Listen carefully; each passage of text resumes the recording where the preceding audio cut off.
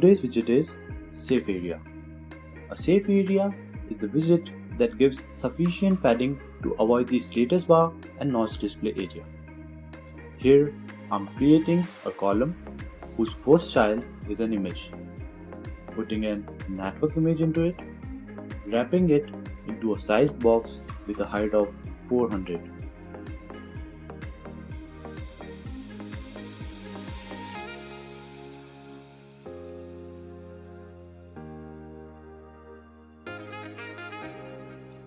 Creating its second child, that is a text widget, and changing its font size.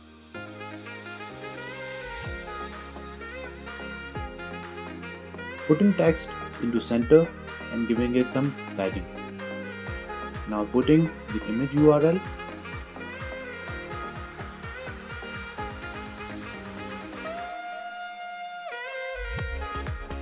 as you can see that some part of image is behind the notch. So the solution is SafeArea.